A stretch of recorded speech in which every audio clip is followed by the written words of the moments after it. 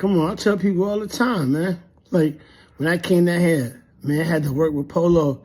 Man, I ain't get no publishing off them songs, man. He was supposed to be giving me all the publishing in the world, man.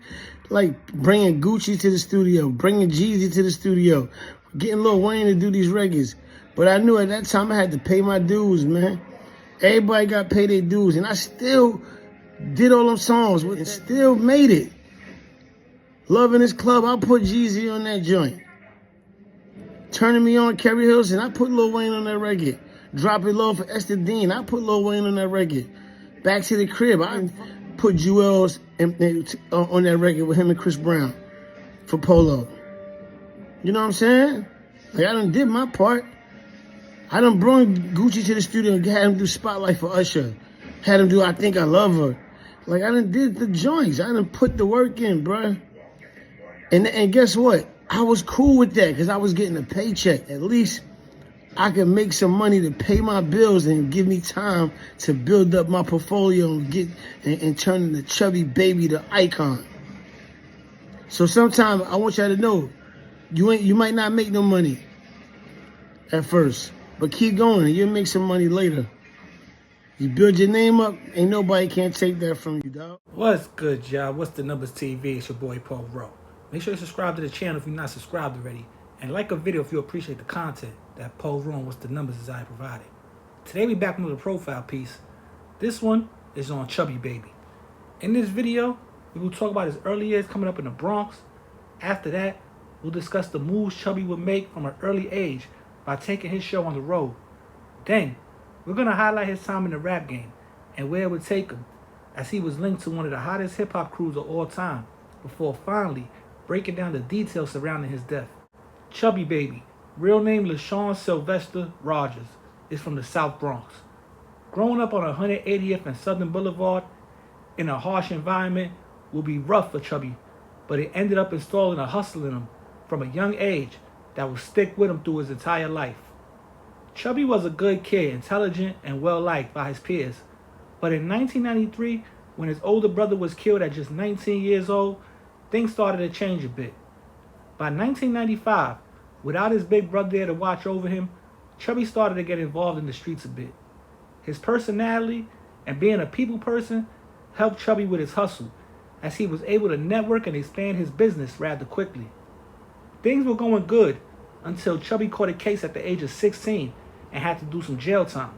He came home in 1998, and by 1999, Chubbie had branched out to Columbus, Ohio, which is where he took his game to the next level. He began working with a hip-hop nightclub called the Red Zone in some type of ownership role, as well as still making moves in the streets. The money was coming in like never before, and Chubbie was riding high off his success. A childhood friend by the name of Camron, who was a well-known rapper, linked up with Chubbie Baby in Ohio. And from there, things went to the next level. They threw successful parties together and also made some moves in the streets, which made Chubbie a local celebrity in Ohio because of his many relationships in the streets and music industry. Chubbie himself would try his hand at rap and released a bunch of songs with some high-level features. But over time, he really fell in love with the behind-the-scenes moves of the rap game. He loved connecting the dots, which helped everything come together to complete a finished product. After his success in Ohio, Chubbie would relocate to Atlanta. While in the ATL, Chubbie would make the decision to pursue a career in the music business instead of continuing to hustle in the streets.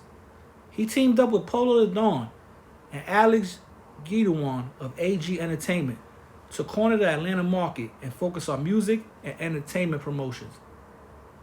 From 2008 to 2011, Chubbie Baby was an A&R for Zone 4 Inc.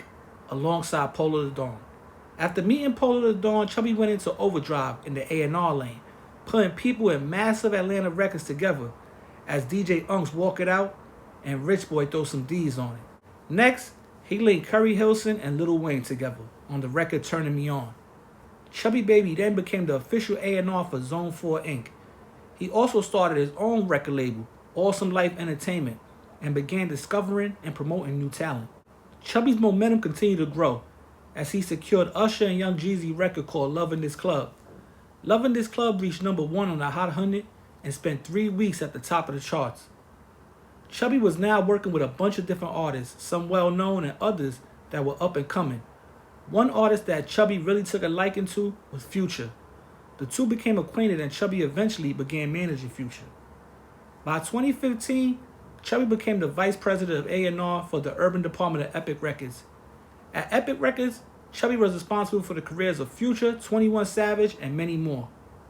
Epic Records is where Chubbie's talent for finding new talent soared, and he succeeded in selling 47 million records and securing 4 Grammy Awards for Epic Artists within 2.5 years. In 2018, Chubbie left Epic Records to become the senior VP of A&R of HitCo Music alongside L.A. Reid and Charles Goldstruck. HitCo Music roster included over 18 different artists. In the early 2020s, some health issues would start to arise past the cautionary levels they were at before. Chubbie Baby, who had been dealing with diet and weight issues for a big part of his life, now had a few different medical ailments that were starting to break his body down little by little. Chubbie, who was now a big name in Atlanta, would eventually start to focus on his own situation called Awesome Life Music Group. Now working for himself, Chubbie would continue to make moves and connect the dots behind the scenes for a bunch of different artists.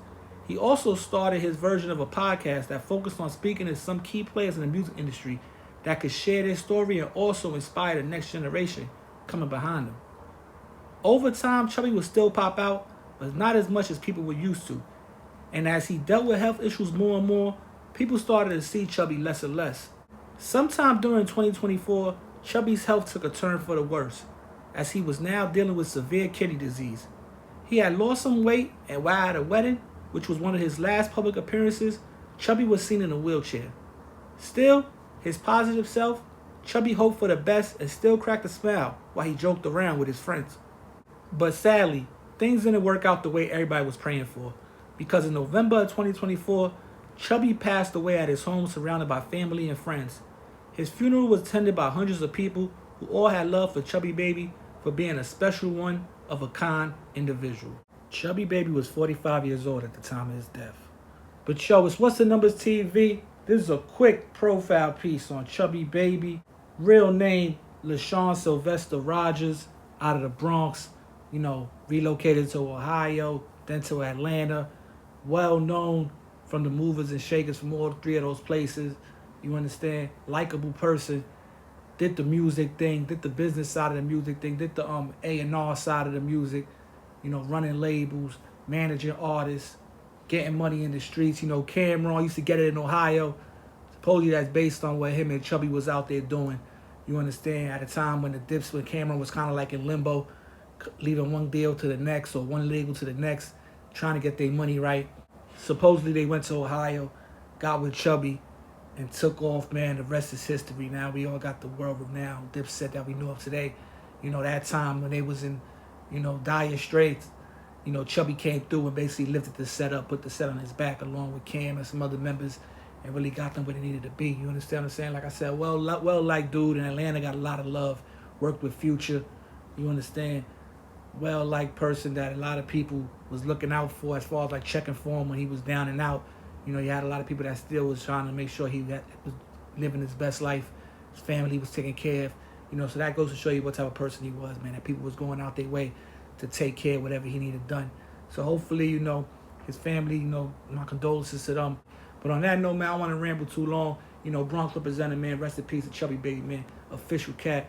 A lot of dudes, like I said, had love and respect for Chubbie, man. But on that note, man, we out of here. It's What's the Numbers TV. We back dropping these profile pieces, man. I got 3 more coming this week, man. Be on the lookout. Any business, Polo, What's the Numbers at yahoo.com. What's the Numbers TV on Instagram. Batty Bills on Instagram. Check out the live stream at Clips channel. You understand? Check out the topic discussion. Shout out my guy W400 Federal A, all the members of the Mobb. And What's the Numbers TV, man. We still here working, man. We out of here. Peace.